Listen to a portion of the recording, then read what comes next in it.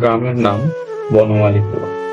পাখির ডাক, কুয়াশায় ভেজা ধান ক্ষেত আর মাটির রাস্তায় ভেসে হেঁটে চলা এক তরুণ আদি।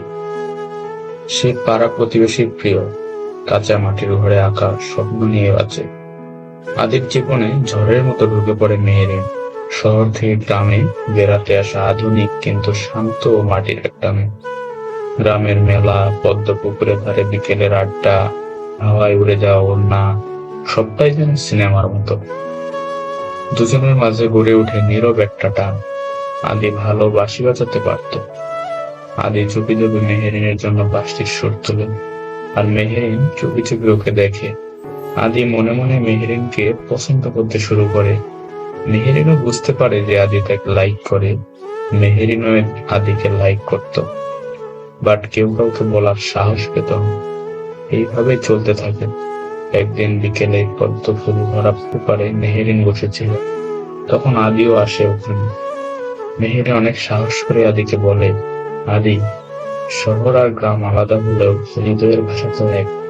তুমি কি পারবে আমায় ধরে রাখতে? এই কথা শুনে আদি অনেক খুশি হয়। আদি শুধু হাসে।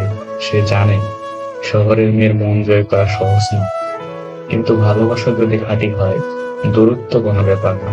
এদিকে মেহেরিনের শহরে যাওয়ার সময় হয়ে আসে। শেষ বিকেলের আলোয় দাঁড়িয়ে মেহেরিন বলে, আমি যাব, কিন্তু আবার ফিরবো। তুমি অপেক্ষা করবে তো?